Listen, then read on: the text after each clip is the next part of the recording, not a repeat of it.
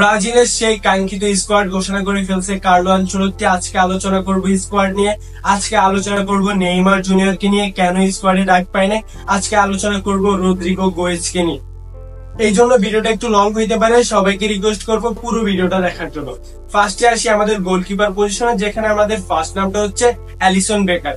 এখন অ্যালিসন বেকারকে নতুন করে চেনানোর মতো কিছুই নাই, এই জন্য অ্যালিসন বেকারকে নিয়ে তেমন আলোচনা করতেছি না। তারপরে বেন্তোকেও চেনানোর কিছু নেই, বেন্তো অলরেডি ব্রাজিল স্কোয়াডে 2-3 বার খেলে ফেলছে, তো বেন্তোকেও চেনানোর মতো কিছুই নেই। বিশেষ করে ইংল্যান্ডের ম্যাচেও দুর্দান্ত পারফরমেন্স করছিল ব্রাজিলের হয়ে। এবং যেই নামটা সারপ্রাইজিং সেটা হচ্ছে যে হুগো সুজা, আউটস্ট্যান্ডিং একজন পেনাল্টি সেভার। এই জিনিসটা ভেবেই খুব খুশি লাগতেছে যে ফাইনালি ব্রাজিল পেনাল্টি নিয়ে ভাবতেছে, মানে ব্রাজিল পেনাল্টি নিয়ে ভাবতেছে, যেই জন্যই হুগো সুজাকে ব্রাজিল স্কোয়াডে রাখা হয়েছে। তারপরে আসি আমাদের ডিফেন্সে। ভাই ডিফেন্সে ফার্স্ট নামটা হচ্ছে মার্কিনিওস, আউটস্ট্যান্ডিং পারফরমেন্স করতেছে এই সিজনে। পিএসজি এই সিজনের চ্যাম্পিয়ন লিগের ফাইনালে, আর ওইখানে ভাই দারুণ একটা অবদান আছে এই মার্কিনিওসের। এখন মার্কিনিওসের টিমমেট বা মার্কিনিওসের ছোট ভাই বেরালদো কিন্তু আমাদের ব্রাজিল স্কোয়াডে ডাক পাইছে, যেটার কারণ হচ্ছে যে মুরিলো ইনজুরিতে, যে কারণে বেরালদোকে ডাকা হয়েছে। বেরালদো ভাই ইয়াং ট্যালেন্ট, দুর্দান্ত পারফরমেন্স করে এবং আমি আশা করি ব্রাজিলও দুর্দান্ত করবে। তারপর হচ্ছে অ্যালেক্সান্দ্রো। এখন অ্যালেক্সান্দ্রো ভাই এটা ব্রাজিলিয়ান অ্যালেক্সান্দ্রো না, ব্রাজিলিয়ান লিগে যে অ্যালেক্সান্দ্রো খেলে, এই অ্যালেক্সান্দ্রো হচ্ছে লিলের একজন ফুটবলার, আউটস্ট্যান্ডিং ফর্মে আছে এই সিজনে, তো এই জন্য এই অ্যালেক্সান্দ্রোকে ব্রাজিল স্কোয়াডে রাখা হয়েছে। তারপরে ভাই একটা নাম নিয়ে যে আমি অনেক বেশি কনফিউজিং, সেটা হচ্ছে যে দানিলোকে কেন ডাকা হয়েছে। এই যে ব্রাজিলের পুরো স্কোয়াড, এই স্কোয়াডে আমি একটা নাম নিয়ে সবচেয়ে বেশি সংকোচ করতেছি, সেটা হচ্ছে যে দানিলোকে কেন পারফরমেন্স বিচার করে ডাকা হয়েছে না অভিজ্ঞতার বিচারে ডাকা হয়েছে আমি এটা জানি না। যদি অভিজ্ঞতার বিচারে ডাকা হয় তাহলে আমাদের ক্যাসিমিরো আছে ভাই, আমাদের ক্যাসিমিরোকে ডাকা হয়েছে, তো ওইখানে দানিলোকে কেন ডাকা হয়েছে এই জিনিসটা এখনো বুঝতে পারি নাই। এই জন্য ভাই দানিলোকে নিয়ে তেমন আলোচনা করার কোনো ইচ্ছা নেই। তারপরে হচ্ছে লিও ভাই দুর্দান্ত পারফর্ম করতেছে ব্রাজিলিয়ান লিগে, এই জন্য লিওকে ব্রাজিলিয়ান স্কোয়াডে রাখা হয়েছে এবং রাখা হবে, এটা আমি আগে থেকেই প্রেডিক্ট করে রাখছিলাম। তো ওভারঅল যদি তুমি আমাদের ডিফেন্স লাইনের সেন্টার ব্যাক গুলোকে দেখো, ওইখানে দানিলো ছাড়া আর সবাই মোটামুটি ভালো পারফর্ম করবে, এটা আমি আশা করি। যদি ইনজুরির কারণে আমাদের বড় বড় নামগুলো কিন্তু এখনো অ্যাড হইতে পারে নাই বা কার্লো আনচেলত্তির স্কোয়াডে আসতে পারে নাই, তো আমরা দোয়া করি যে ইনজুরি থেকে প্রত্যেকটা ফুটবলার ব্যাক করবে এবং কার্লো আনচেলত্তি স্ট্রং একটা ডিফেন্স লাইন পাবে, এখন যে জিনিসটা পাইতেছে না। তারপরে যদি তুমি ফুল ব্যাকে আসো, সেখানে ফার্স্ট নামটা দেখতে পাবা ব্যান্ডারসন। এখন ব্যান্ডারসনকে নিয়ে কোনো ডাউট নাই, স্বাভাবিক। তারপরে আছে উইসলে ভাই দুর্দান্ত পারফরমেন্স করে ভাই। উইসলের আমি বলতে পারি যে ফ্যান হয়ে গেছি তার সেই ম্যাচটা দেখার পরে কলম্বিয়ার এগেইনস্টে। তারপরে আছে আবারও অ্যালেক্সান্দ্রো। এখন অ্যালেক্সান্দ্রোকে কেন ডাকা হয়েছে এটার কারণ হচ্ছে যে ব্রাজিলিয়ান লিগে অ্যালেক্সান্দ্রো খুব ভালো পারফর্ম করতেছে, এছাড়া কোনো দিক দেখতে পাইতেছি না, কারণ অ্যালেক্সান্দ্রো ওই হাই লেভেলের কোনো ফুলব্যাক না যাকে ব্রাজিল স্কোয়াডে রাখাই উচিত, কিন্তু ডাকা হয়েছে যেহেতু ব্রাজিল লিগে খুব ভালো পারফর্ম করতেছে। তারপরে আরেকটা নাম, সেটা হচ্ছে যে কার্লোস আগাস্তো। এই ফুটবলারটা ইন্টার মিলানে খেলে এবং ইন্টার মিলানে ভাই রেগুলার একাদশেও সুযোগ পায় না, সাব থেকে নামে, এই জন্য ওকে নিয়ে একটু ডাউট আছে। বাট ওর প্রতিভা আছে ভাই, ব্রাজিল স্কোয়াডে ডেলিভার করার মতো ওর প্রতিভা আছে, এটা আমি বিশ্বাস করি ভাই। তারপরে যেই পজিশন নিয়ে আমি সবচেয়ে বেশি এক্সাইটেড, সবচেয়ে বেশি কথা বলবো, সেটা হচ্ছে যে মিডফিল্ডে বিগত দিনে আমাদের অনেক বেশি সমস্যা ছিল, আমরা মিডফিল্ড নিয়ে অনেক বেশি ভুগছি, কিন্তু আজকে যে মিডফিল্ডে আমরা দেখতে পেয়েছি ব্রাজিল স্কোয়াডে ভাই, এই মিডফিল্ড নিয়ে আমার কোনো ডাউট নাই। যেখানে তুমি ফার্স্ট নামটাই দেখতে পাবো আমাদের ক্যাসেমিরো বা কাশেম ভাইয়ের।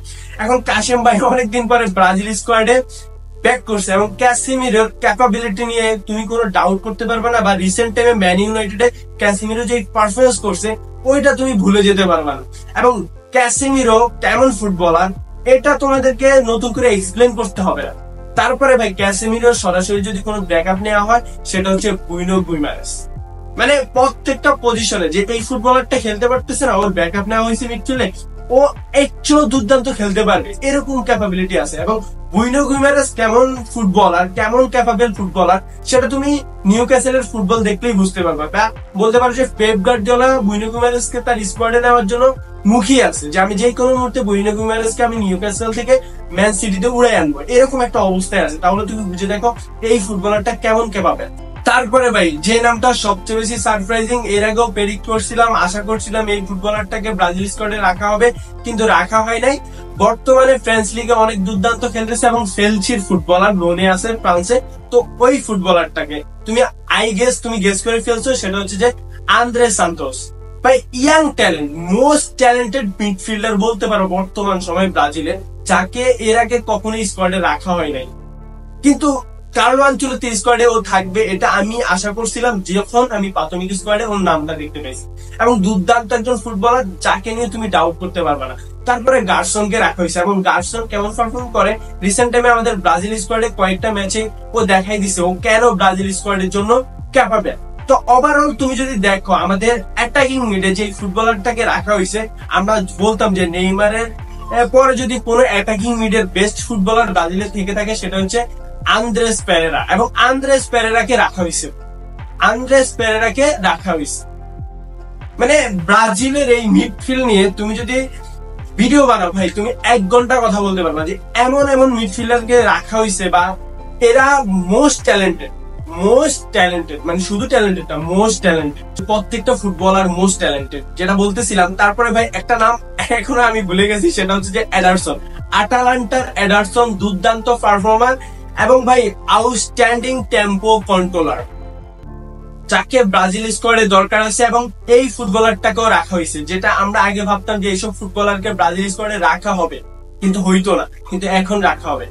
তারপরে ভাই আমাদের ফরওয়ার্ড লাইনে তো ইনজুরির কারণে আমাদের সবচেয়ে বড় নাম নেইমার জুনিয়রকে আমরা মিস করতেছি ভাই। এটা আমাদের জন্য অনেক হার্ট ব্রোকিং একটা বিষয়, বা এটার জন্য আমরা অনেক বেশি ডিসঅ্যাপয়েন্টেড হয়েছি বা অনেক বেশি হতাশ। বাট যেটা হওয়ার ছিল না সেটা হয় নাই, এটা নিয়ে একটু পরে আলোচনা করতেছি। ফার্স্টে আসি আমাদের রাফিনহা, বর্তমান সময়ে ভাই সবচেয়ে বেশি ভালো ফর্মে আছে রাফিনহা। এখন যেহেতু রাফিনহা ফার্স্ট ম্যাচ মিস করবে, সেক্ষেত্রে ভাই আমাদের অ্যান্থনি ভাই বর্তমানে বিস্ট মুডে আছে, তাকে রাখা হয়েছে। তারপরে এস্তাবিও ইলিয়া, এই ফুটবলারটাকে নিয়ে তেমন একটা আলোচনা হয় না। লামিন ইয়ামাল ইউরোপে খেলে, যেই কারণে লামিন ইয়ামালকে নিয়ে অনেক বেশি আলোচনা হয়, কিন্তু এস্তাবিও ইলিয়ান ব্রাজিলে খেলার কারণে তাকে নিয়ে তেমন আলোচনা করা হয় না। কিন্তু এই ফুটবলারটা সরাসরি লামিন ইয়ামালের চ্যালেঞ্জার হইতে চাইতেছে, তুমি এটা মিলাই নিতে পারো, সরাসরি লামিন ইয়ামালের চ্যালেঞ্জার হইতে চাইতেছে। এরপরে ভাই নাম্বার 9 পজিশনে, যেটা আমরা আগে দেখতে পাইতাম যে একটা কল করে রেখে দিত, মানে নাম্বার 9 এ একটা প্লেয়ার, ও যদি পারফর্ম না করতে পারে তাহলে নাম্বার 9 আর প্লেয়ার নেই, যে জিনিসটা এই স্কোয়াডে নাই। কারণ আমাদের সবার প্রিয় গুগু পাখি ইজ ব্যাক, রিচার্লিসন ব্যাক করছে, এবং রিচার্লিসনের পাশাপাশি আন্দ্রেস কুনা, মানে এই দুজন ফুটবলার কম্পেক হইতে পারে, মানে বিষয়টা হচ্ছে কম্পেক হইতে পারে আমাদের নাম্বার 9 এ। আন্দ্রেস কুনা ভাই এই সময়ে সবচেয়ে বেশি ট্যালেন্টেড, এবং উলফের এই সিজনের প্লেয়ার অফ দা সিজন হয়েছে। তো ওর ক্যাপাবিলিটি কেমন তুমি জানো। আর রিচার্লিসন ফর্মে না থাকলেও রিচার্লিসন ব্রাজিল স্কোয়াডে যে কেমন একটা বিস্ট মোডে থাকে এটা তোমরা সবাই জানো। তারপরে ভাই লেফট সাইডে ভিনিসিয়াস জুনিয়র, এবং ভিনিসিয়াস জুনিয়রকে নিয়ে আমাদের কোচ অলরেডি বলে দিচ্ছে যে বিনি ব্রাজিল স্কোয়াডে টপ পারফরমেন্স করতে পারে না, কিন্তু এখন থেকে বিনি জুনিয়র ব্রাজিল স্কোয়াডে টপ পারফরমেন্স করবে। তারপরে হচ্ছে গ্যাব্রিয়াল মার্টিনেলি, এই ফুটবলারটা ব্রাজিলের সবচেয়ে অসহায় ফুটবলার, এবং তাকেও কার্লো আনচেলত্তি তার স্কোয়াডে রাখছে। এটা একটা সারপ্রাইজিং বিষয় না, কারণ গ্যাব্রিয়াল মার্টিনেলিকে সুযোগ দেওয়া উচিত ছিল ব্রাজিল স্কোয়াডে, যে জিনিসটা পাইতেছে, যেহেতু রদ্রিগো এই ম্যাচে মিসিং থাকবে। এখন আসি এই স্কোয়াডটা কেমন হয়েছে। তুমি যদি এই স্কোয়াডটাকে একটা ভাষায় বা একটা ওয়ার্ডে এক্সপ্লেন করতে যাও তাহলে ভাই ডিসেন্ট হয়েছে। কেন ডিসেন্ট হয়েছে? মিডফিল্ড আউটস্ট্যান্ডিং, অ্যাটাকিং লাইন বলতে পারো যে গুড, বেস্ট না গুড, এবং ডিফেন্স লাইন ভাই একটু উইক মনে হইতেছে, কারণ আমাদের ডিফেন্সের বড় বড় নামগুলো ইনজুরির কারণে মিসিং, যে কারণে ডিফেন্সটা আমার থেকে একটু উইক মনে হইতেছে। তোমার থেকে ভালোই মনে হইতে পারে, কিন্তু আমার কাছে ডিফেন্স লাইনটা একটু উইক মনে হয়েছে। তারপরে যে জিনিসটা যেটা নিয়ে আমরা সবাই অনেক বেশি হতাশ, অনেক বেশি ডাউটে আছি, সেই জিনিসটা হচ্ছে নেইমার জুনিয়রকে কেন স্কোয়াডে রাখা হয় নাই। ব্রাজিলে আসার পর কার্লো আনচেলত্তি নেইমার জুনিয়রের সাথে আলোচনা করছে, এবং নেইমার জুনিয়র জানাইছে যে সে এখনো পুরোপুরি ব্রাজিলকে ডেলিভার করার মতো ওই অবস্থায় নাই, বা ওর ফিটনেসটা এখনো 100% ফিট না, এবং সে মেন্টালিও অনেক বেশি একটু কনফিউশনে আছে, কারণ তার সাথে সান্তোসের সাথে একটা চুক্তি নবায়ন নিয়ে সমস্যা চলতেছে, বা ওইটা নিয়ে একটু আলোচনা চলতেছে এই জিনিসটা। এবং এই জিনিসটার কারণে হয়তো নেইমার জুনিয়রকে কার্লো আনচেলত্তি ভেবে নিছে যে নেইমার জুনিয়র যেহেতু নিজে থেকে এগুলো বলতেছে, তার কারণে নেইমার জুনিয়রকে স্কোয়াডে রাখা হয় না। এবং গত রাতে কার্লো আনচেলত্তি একটা জিনিস চাইছে, সেটা হচ্ছে যে নেইমার জুনিয়রকে ব্রাজিলের 2026 ওয়ার্ল্ড কাপের ক্যাপ্টেন হিসাবে আগে থেকেই ঘোষণা করে দেয়। মানে কার্লো আনচেলত্তির প্ল্যানে যে নেইমার জুনিয়র কত বড় অংশ, সেটা তুমি এখান থেকে বুঝতে পারো। এবং নেইমার ফ্যানদের জন্য এটা যে কত বড় গুড নিউজ, সেটা আমি তোমাকে ভাষায় প্রকাশ করতে পারবো না। তারপরে আরেকজন ফুটবলার যাকে আমরা রিসেন্ট টাইমে রিয়াল মাদ্রিদেও তেমন একটা খেলতে দেখতে পাইতেছি না এবং ব্রাজিলের এই স্কোয়াডেও নাই, সেটা হচ্ছে যে রদ্রিগো। এবং রদ্রিগোর সাথে নেইমারের মতো সেম ইস্যুটাই, রদ্রিগো পুরোপুরি ফিটনেস এবং রদ্রিগোর সাথে রিয়াল মাদ্রিদের সাথে একটা টানাপোড়েন চলতেছে। তার চুক্তি নবায়ন নিয়ে সে রিয়াল মাদ্রিদ ছাড়তে পারে, রিয়াল মাদ্রিদ থাকতে পারে, এরকম একটা সিনারি। যে ওভারঅল নেইমার জুনিয়র এবং রদ্রিগো এরা দুইজন কিন্তু মেন্টালি একই পজিশনে আছে এবং হেলথের দিকে রদ্রিগো বেটার থাকবে, কারণ নেইমার জুনিয়র ইনজুরি প্রবণ একজন ফুটবলার। ওভারঅল এই দুজনের যে কনফিউশন, এই কনফিউশনের কারণেই হয়তো কার্লো আনচেলত্তি এদেরকে স্কোয়াডে বিবেচনা করেন এবং কার্লো আনচেলত্তি তার স্কোয়াডে রদ্রিগোকেও ব্যাক করাবে এবং নেইমার জুনিয়রকে ব্যাক করাবে, এটা তুমি 100% শিওর থাকো। এখন ওভারঅল একটা কথা বলবো কার্লো আনচেলত্তিকে নিয়ে, সেটা হচ্ছে কার্লো আনচেলত্তি যে স্কোয়াডটা গতকালকে ঘোষণা করছে, এখানে কার্লো আনচেলত্তি নিজে থেকে 30 থেকে 40% প্লেয়ারদেরকে সিলেক্ট করতে পারছে, কারণ তার কাছে সময় ছিল না।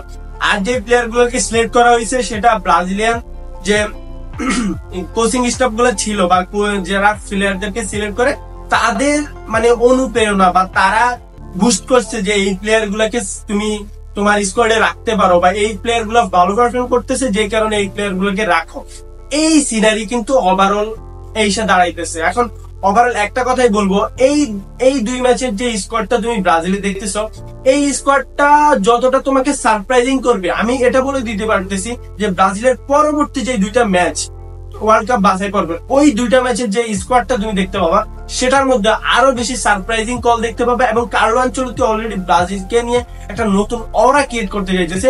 সে পুরনো যত ব্রাজিল কোচ আছে সবার সাথে আলোচনা করবে, সবার সাথে বসবে, সবাই মনোভাব নিবে যে ব্রাজিলকে কিভাবে এগিয়ে নিয়ে যেতে হয়। এবং ভাই প্রত্যেকটা ওল্ড কোচের সাথে তিনি বসবেন, তিনি যে প্রোফাইলের কোচ, তিনি দিনিজের সাথে বসবেন, তিনি দরিবলের সাথে বসবেন, তুমি ভাবতে পারতেছো?